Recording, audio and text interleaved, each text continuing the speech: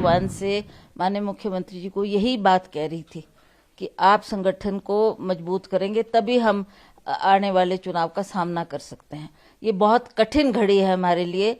आप जानते हैं हमारे आदरणीय मोदी जी के आदेश के अनुसार कितनी डिफिकल्टीज हमको दिख रही है फील्ड में कि भाजपा क्या करने जा रही है, क्या करेगी, कैसे इलेक्शन लड़ेगी। तो हम वहाँ कमजोर फुटिंग पर है। मैंने बार बार उनसे यही आग्रह किया कि हमारे को मजबूती करने की जरूरत है, पार्टी को संगठित करने की जरूरत है। आज जो हम इलेक्शन का सामना करेंगे वो definitely I can say that it's a difficult time, पर फिर भी चुनाव तो चुनाव ही है, लड़ना है और उसमें जीत हासिल करनी है। आप खुद सांसद हैं, आज की तारीख में अगर देखा जाए तो संगठन के लेवल पर भाजपा ज्यादा तैयार और मजबूत है या कांग्रेस? कांग्रेस में अभी बहुत कुछ करने को हमारे को बाकी है। हालांकि आप जानते हैं एज एमपी मैंने सारा ही अपनी कॉन्स्टिट्यूंसी का दौरा बार बार किया है। मैं लोगों से मिली हूँ, लोगों की बात को जानने का प्रयास किया, क्या उनकी डिफिकल्टीज है उसको जानने का प्रयास किया। हमारे पास सांसद निधि होती है जो जिसका बंटवारा मुझे बराबर बराबर हर हल्के में करना था, क्योंकि अब कभी भी कोड ऑफ कंडक्ट लग सकता है, फिर वो पैसा लैप्स हो जाएगा। तो ये इस विषय में मैंने सभी से फीडबैक लिया। ये बात सही है कि भाजपा की वर्किंग हमारे से बेहतर है। जब विधानसभा चुनाव होना था तो हर विधानसभा क्षेत्र में तकरीबन आपका कार्यक्रम लगाया गया था और ये तय नहीं था कि मुख्यमंत्री कौन होंगे। अब जब लोकसभा चुनाव होगा तो उसमें चेहरा कौन होगा चुनाव प्रचार के लिए, आप होंगे या जो मौजूदा मुख्यमंत्री है वो होंगे? देखिए, ये तो हाईकमांड ने डिसाइड करना है। That is not for me to decide कि मैं फील्ड में जाऊंगी। I will go just like a worker, like a sitting MP. And party अध्यक्ष के नाते मुझे सभी पार्टी के संगठन के लोगों को मजबूती देना मेरा काम है, जिसके लिए मैं प्रयासरत हूँ। वीरभद्र सिंह जी जो ऊपरी हिमाचल से लेकर निचली हिमाचल तक एक छत्र लोगों में स्वीकारिता थी उनकी स्टैच्यू रिज मैदान पे लगनी चाहिए। बगावत, झगड़ा, मनमुटाव वहां से शुरू होता है जी। और जो मुझे जानकारी है विपक्ष में बैठे लोग, भाजपा के लोगों को भी इन मांग से ऐतराज नहीं था। बिल्कुल। तो फिर क्यों नहीं लग पाया, रुकावट क्यों आई? ये माननीय मुख्यमंत्री ने डिसाइड करना था, कोई बड़ी भारी चीज तो थी नहीं। उस स्टैच्यू के लिए सभी कंट्रीब्यूट करने को तैयार थे कि हम लगाएंगे, हम बनाएंगे, हम लाएंगे मूर्ति। आप जगह तो दो, जगह तो दो।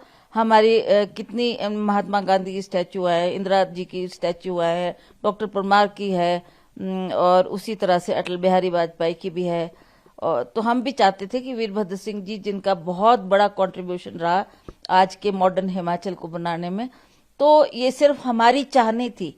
सभी party worker across party lines also people felt कि ये होनी चाहिए, लगनी चाहिए। लोगों के सेंटिमेंट्स जुड़े हुए हैं उनके साथ। मान गए इस मांग को?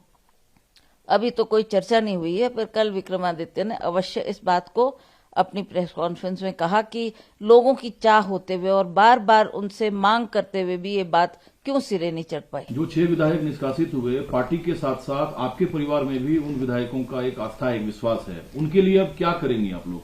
देखिए, अब ये तो हाईकमांड डिसाइड करेगा, बिकॉज अब तो उनको निष्कासित कर दिया है।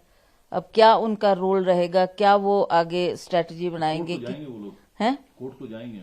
जाएंगे ही जाएंगे। वो अपने न्याय के लिए तो हर इंसान लड़ाई करता है, तो वो भी। जल्दबाजी में फैसला क्यों हुआ? इतने अपने ही 6 विधायक को लोकसभा चुनाव से ठीक पहले निष्कासित कर देना, इतनी जल्दबाजी में फैसला? दिल्ली ज्यादा इसमें इन्वॉल्व रहा या हिमाचल से ये फैसला लिया? मुझे नहीं पता कि क्या डायरेक्शन थी, और स्पीकर साहब ने ये जो फैसला दिया उससे वो लोग भी आहत हुए होंगे, क्योंकि वो सभी कांग्रेस लोग थे और वो अपनी हक की लड़ाई लड़ रहे थे। उनकी भी कुछ ना कुछ डिमांड्स थी। मान लिया, मैं राणा जी की बात करती हूँ, राजेंद्र राणा, जो कि एक हमीरपुर क्षेत्र से ये बड़ा एमिनेंट चेहरा है जिन्होंने धूमल साहब को हराया, और वो चाहते थे कि मेरी कहीं ना कहीं सरकार में एडजस्टमेंट हो। 1 साल से ऊपर उन्होंने इंतजार किया, ये नौबत ही ना आती अगर उनको कहीं एडजस्ट कर देते। स्पीकर के फैसले पे अगर कोर्ट से स्टे ले लिया वही 6 विधायक, आपकी सरकार फिर संकट में आ जाएगी, क्योंकि बहुमत का आंकड़ा नीचे जाएगा। भाजपा जो है फिर इस कोशिश में होगी कि हिमाचल की सरकार को फ्लोर पे लाया जाए और अविश्वास प्रस्ताव की मांग की जाए। देखते हैं क्या सिचुएशन बनती है और क्या फैसला पार्टी हाईकमांड देती है और क्या हमको करना है उसमें। Let's see, that is yet to be seen. वो 6 विधायक आप लोगों के संपर्क में है, आप लोग मिलना चाहेंगे? विक्रम भाई मिलेंगे? देखिए, अभी तो they are under tight security, तो इतना आसान नहीं है उनको मिलना। ठीक है, जो वो निर्णय करेंगे, फैसला करेंगे, और क्या उनके मन में इच्छा है, क्या वो करने जा रहे, I cannot get in touch with them because उनके फोन्स भी स्विच ऑफ है और सारा एरिया कॉर्डन्ड है। You can not talk to them, you can not meet them, इतना आसान नहीं है। तो देखते हैं क्या परिस्थिति बनती है उसका। पर सबकी नजरें हैं सीएम साहब पर और विक्रम भाई पे। विक्रम भाई शिमला में है या कहीं गए हैं या किसी से मिलना पसंद करेंगे? वो अपने निजी काम से गया हुआ है, निजी काम से गया हुआ है। वो 1-2 दिन में लौटेगा, फिर देखते हैं क्या फैसला लेती है हाईकमान। एक से छोटा सा, आपकी कोई बातचीत फिर सीएम साहब से हुई है जो फाइनल टास्क पूरा हुआ उसके बाद? नहीं, उसके बाद तो नहीं हुई। कल तो we all met in Oak Over, सभी के साथ बात हुई। वो 3 जो ऑब्जर्वर आए हुए थे उन्होंने हमको आदेश दिया कि आपको ओक ओवर चलना है हमारे साथ, तो उन्हीं के साथ हम ओक ओवर पहुंचे। वहां पर प्रेस कॉन्फ्रेंस भी हुई और उन्होंने ये दिखाया कि हम एकजुट है and there is no danger for the government. 3 लोग कौन होंगे ये डिसाइड है, 3 दिल्ली डिसाइड करेगा। वो 3 लोग कौन होंगे और कमेटी में? उन्होंने एक नाम मेरे से मांगा था तो मैंने उनको एक नाम दिया है। वो अब उस पर क्या निर्णय हाईकमांड करती है वो देखते हैं।